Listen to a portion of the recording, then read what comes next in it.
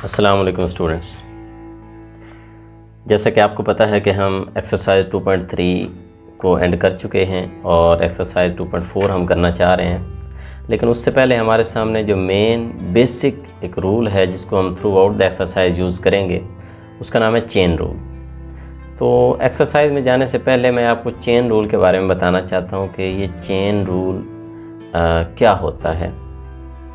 12th class की हमारी mathematics है, लेक्चर नंबर 17 है, सेकंड यूनिट का डिफरेंशिएशन हम कर रहे हैं। चेन रूल के बारे में मैं आपको सिर्फ पहले ये बता दूं कि हम इसका इस्तेमाल क्यों करते हैं, फिर हम देखते हैं कि चेन रूल क्या होता है। एक्चुअली चेन रूल हम तब इस्तेमाल करते हैं जब हमारे सामने कोई ऐसा फंक्शन आ जाए जो काफ़ी कॉम्प्लेक्स हो, काफ़ी बड़ा फंक्शन हो, पेचीदा फंक्शन हो, जिसके बारे में हमें बज़ाहिरन लगे कि इसका डेरिवेटिव निकालने में हमें मुश्किल पेश आएगी।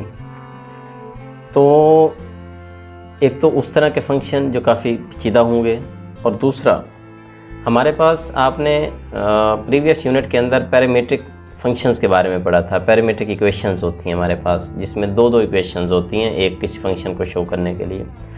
तो वो जो पैरामीट्रिक इक्वेशंस हैं, अगर हमें उनका डेरिवेटिव निकालना है तो तब भी हमें बड़ी प्रॉब्लम आती है। तो उस वक्त भी हम चेन रूल का इस्तेमाल करते हैं, और इन्वर्स फंक्शन के अंदर भी हम इसका यूज़ कर लेते हैं।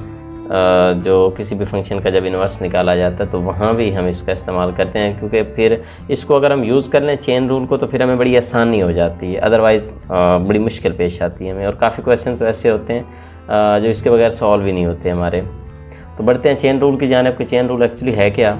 इस रूल में एक्चुअली सिर्फ हम ये करते हैं कि हमारे पास अगर कोई एक फंक्शन है तो हम उसके दो हिस्से कर लेते हैं। यानी कोई आपके पास कॉम्प्लेक्स फंक्शन था और आपको उसका डेरिवेटिव निकालना था dy और dx, तो आप उसके दो टुकड़े कर देते हैं ताकि दो पीसेस का अलग-अलग डेरिवेटिव निकालें, और फिर जब उनको मिलाते हैं आपस में तो बनता वही dy और dx है। यानी यहाँ जैसा कि आपको दो पीस नज़र आ रहे होंगे, एक dy और dx निकालना था तो मैंने पहले इसका एक पीस बनाया dy बाई du, और फिर दूसरा पीस है du बाई dx।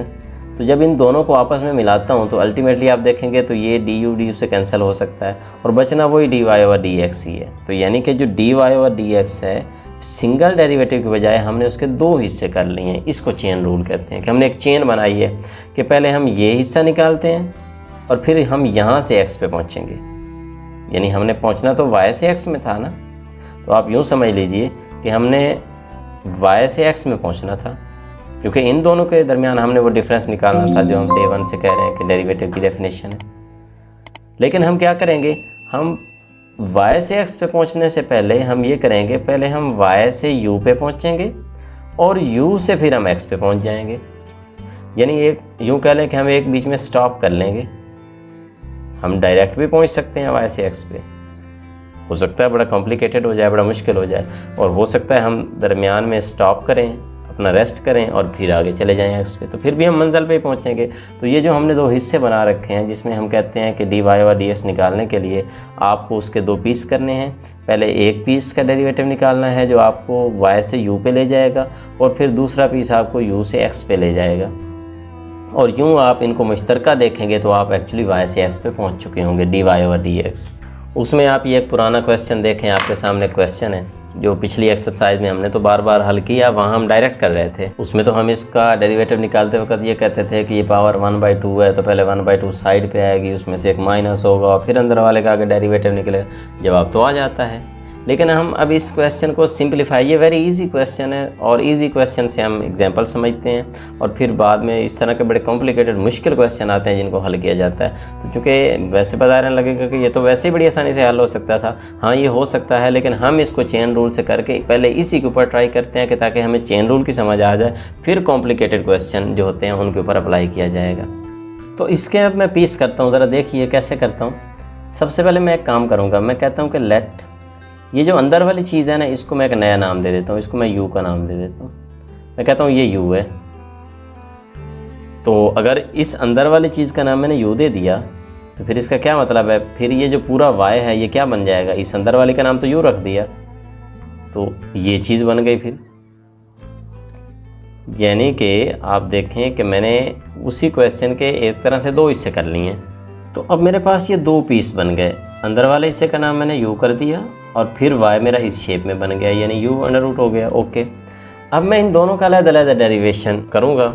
तो ये अब बन गया 2 पीस हमारे पास, अंदर वाला हिस्सा u बन गया और फिर जो बाहर वाला हिस्सा है वो चूँकि इस पूरे का नाम u हो गया तो ये स्क्वायर रूट u बन गया।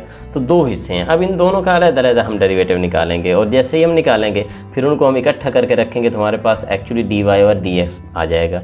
निकालना तो हम dy/dx चाहते हैं ना, क्योंकि हमारा क्वेश्चन x की फॉर्म में है। तो अब आपने जस्ट करना ये है कि इसका भी डेरिवेटिव निकाल लेना है और इसका भी निकाल लेना है, दोनों का। इसका तो विद रिस्पेक्ट टू x निकलेगा क्योंकि ये x की शक्ल में है, इसका विद रिस्पेक्ट टू u निकलेगा क्योंकि ये u की शक्ल में क्वेश्चन है आपका। तो आपने सिर्फ ये कहना है कि differentiating 1 with respect to x। तो हम क्योंकि इसको x के लिहाज से डेरिवेटिव करेंगे तो ज़रा इसको देखें कि ये क्या बनेगा, du/dx। डेरिवेटिव निकालना तो आपको आता ही है, पुराना तरीका है। हम क्या करते हैं भला, उसमें हम यही किया करते हैं कि हम इसका चूँकि हमने डेरिवेटिव निकालना और यहाँ पे मुझे पता है क्वोशिएंट रूल इस्तेमाल होगा, तो वो नीचे वाली जो टर्म होती है उसका स्क्वायर बनता है, नीचे वाली ऊपर वैसे ही आया करती है और फिर ऊपर वाली का डेरिवेटिव होता है। तो ऊपर x + 1 है, 1 का तो 0 है, x का 1 है तो इंटू 1 लिखा गया माइनस।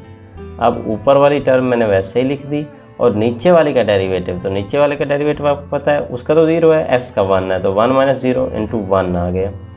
तो बस मैं इतना अगर लिख दूँ कि ये मेरा बन गया, उसी तरह जो टर्म थी ये x -1 सेम रह गई, ये माइनस अंदर अप्लाई हो गया, इस तरह हो गया और नीचे x - 1 whole square and du/dx is equal to x से x तो इसका कट जाएगा, -1 इंटू -1 ये बन जाएगा -2 नीचे x - 1 का स्क्वायर।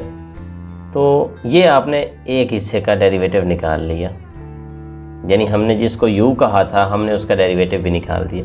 अब हम दूसरे पे आते हैं। जब आप दूसरे का डेरिवेटिव निकालोगे ना तो बस मैं इतना बताऊं कि इसका डेरिवेटिव क्या बनेगा, dy/, अब ये चूँकि u की फॉर्म में है इसका डेरिवेटिव आपने विद रिस्पेक्ट टू u निकालना है। तो dy/du एक्चुअली क्या बनेगा, ये अंडर रूट वाला डेरिवेटिव बार बार आपको समझाया हुआ है क्योंकि ये 1/2 है, 1/2 साइड पे आएगा, फिर एक माइनस होगा तो -1/2 बनेगा। -1/2 ख़त्म करने के लिए बटे के नीचे लेकर चले जाएंगे और या यहीं पे रखना है जैसे मर्ज़ी है। तो ये बनेगा 1/2u और इसकी पावर -1/2। अब इसको आप अगर मज़ीद असल फॉर्म में लिखना चाहते हैं तो वो ये होगा, आपने डेरिवेटिव तो निकाल लिया, असल फॉर्म सिर्फ ये है कि 1/2 जो u है हमारा, u की जगह u की वैल्यू लगा दें। तो u की वैल्यू क्या है देखें, x + 1 नीचे x - 1 ऊपर -1/2। ये -1/2 ख़त्म करने के लिए हम ये करते हैं कि 1/2 और आपको पता है वो पावर प्लस में हो जाती है, रकमें बदल जाती हैं इस तरह, ऊपर 1/2 हो गया। ये हमने दूसरा डेरिवेटिव भी निकाल लिया। तो चेन रूल के मुताबिक करना ये पड़ता है कि अंदर वाली रकम का नाम लिखना होता है, पुट हुआ एक टर्म, दूसरी टर्म आपकी u√, बन गई थी तो आपने उसका डेरिवेटिव लिया पहले और फिर आपने इसका डेरिवेटिव लिया। जब दोनों डेरिवेटिव आ गए तो अब आपका फाइनल आंसर होता है। फाइनल आंसर चेन रूल के मुताबिक ये होता है कि dy/dx, आप तो dy/dx चाहते थे, वो क्या बनेगा, पहले dy/du होगा फिर du/dx हुआ करेगा। यानी अब आपने सिर्फ करना ये है कि dy/du वाली जो वैल्यू है ये पहली वैल्यू, ये पहले यहाँ रख देंगे मल्टीप्लाई, आगे हमने तो जो du/ds की वैल्यू निकाल रखी है वो वैल्यू आगे ज़रब दे देंगे, जो चीज़ें कट जाएंगी वो काट देंगे, बाकी हमारे पास आंसर होगा और वही सेम आंसर आता है जो हम डायरेक्ट किया करते हैं। तो चेन रूल एक्चुअली हमें बस थोड़ा सा आप कह सकते हैं कि हमें एक ऐसे पॉइंट की जानिब ले जाता है जहाँ पे हम इजीली इस अपने क्वेश्चन को हल कर लेते हैं। अगर आपके पास पैरामीट्रिक इक्वेशन हो तो मैं बस उसका भी एक पॉइंट बताता जाऊँ कि फॉर एग्जांपल ये 2 इक्वेशनें अगर आ जाती हैं तो फिर हम चेन रूल कैसे इस्तेमाल करते हैं। 2 इक्वेशनें हैं, आपने दोनों में से आपने तो dy/dx निकालना है, लेकिन y भी t की फॉर्म में है, x भी t की फॉर्म में है, तो फिर ये भी बड़ा आसान होता है। सबसे पहले आपने करना ये होता है कि आप इसका भी डेरिवेटिव निकाल लें dy, लेकिन चूँकि t की फॉर्म में है तो बाय dt निकालें आप। तो जब आप t के लिहाज से डेरिवेट करेंगे तो ये तो अब आपको पता ही है, ये बन जाएगा 2 4 8 और उसका 0 हो जाएगा, 80 हो जाएगा। और जब इसका डेरिवेटिव निकालने लगेंगे, इसका भी विद रिस्पेक्ट टू t निकालना है, जिस वेरिएबल में वो दिया गया है, तो आपको पता है इसका डेरिवेटिव अब 2 आ जाएगा, t का तो 1 होता है। लेकिन आपको तो चाहिए dy बाय dx। तो कैसे निकलेगा? वो इस तरह निकलेगा, dy ऊपर बाय dt। सर अब dt कैंसिल करने के लिए dt ऊपर और dx नीचे। अब आपने ये रकमें लगा देनी है। dy बाय dt की रकम आपके पास मौजूद है, मल्टीप्लाई dt बाई dx वाली रकम नहीं मौजूद, वो dx बाई dt है। तो आप एक काम करेंगे, आप इस रकम को उल्टा देंगे, यहाँ से रिवर्स कर देंगे। तो आप dx बाई dt को जब इस तरह करेंगे तो वो बन जाएगा dt बाई dx, और वो वैल्यू 2/1 की बजाय वैल्यू हो जाएगी 1/2। और यूँ अगर इसको हम कैंसिल कर दें तो 2 4 8 40। तो dy बाई dx का जवाब इस तरह आपके पास 40 आ चुका है।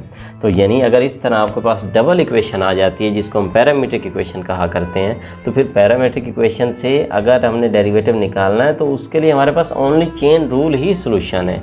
और इसी की मदद से ही हम अपना क्वेश्चन सॉल्व कर सकते हैं कि दोनों का अलग अलग डेरिवेटिव निकालें और फिर बाद में इकट्ठा करके लिखें, आपका आंसर आ गया। तो ये चेन रूल है जिसको हम थ्रू आउट 2.4 एक्सरसाइज में यूज़ करेंगे। आपने इसको बस ये पॉइंट ज़हन में रखना है कि हमने दोनों हिस्सों का अलग-अलग डेरिवेटिव निकालना है। इसमें एक पॉइंट जो मैंने यहाँ लास्ट पे लिखा था फॉर इन्वर्स फंक्शंस, इसमें एक MCQ के तौर पे एक बात याद रख लें कि क्योंकि ये बात पूछी जा सकती है कि दो फंक्शन हो ना, एक f(x) है और एक g(x) दूसरा फंक्शन हो, और ये दोनों एक दूसरे के इन्वर्स हों, यानी f(x) फंक्शन का ये इन्वर्स हो g(x), आप इसका इन्वर्स निकालें और वो ये वाला फंक्शन हो, तो फिर हम ये कहते हैं कि अगर दो फंक्शन एक दूसरे के इन्वर्स हैं तो फिर अगर उनके डेरिवेटिव की प्रोडक्ट लेंगे तो वो हमेशा 1 आता है। ये एक MCQ के तौर पे आप किसी भी क्वेश्चन को आप देखेंगे कि एक फंक्शन हो आपके पास और आपके पास उसका इन्वर्स भी मौजूद हो, आप दोनों का डेरिवेटिव लें, उनकी प्रोडक्ट करें, तो वहाँ से उनका जो आंसर है 1 आता है। तो यहाँ इस तरह हम इस फंक्शन के इन्वर्स का डेरिवेटिव भी निकाल सकते हैं उसके दो हिस्से करते हुए, क्योंकि हमारे पास जब फंक्शन मौजूद होगा और हमें उसके इन्वर्स का डेरिवेटिव चाहिए तो हम उसी फंक्शन का डेरिवेटिव लेंगे और उधर जाकर 1 पे डिवाइड कर देंगे, तो ऑटोमेटिकली वो हमारे पास उसके इन्वर्स का डेरिवेटिव आ जाएगा। तो यानी ये भी हम बाय यूजिंग चेन रूल हम कर सकते हैं। और इसमें MCQ याद रखना है कि फंक्शन और उसके इन्वर्स दोनों का जो डेरिवेटिव है उसकी प्रोडक्ट ऑलवेज इक्वल टू 1 होती है। ये पॉइंट टू बी रिमेंबर, ये चेन रूल है। आगे बढ़ते हैं एक्सरसाइज की जाने, तब तक के लिए अल्लाह हाफिज़, थैंक यू।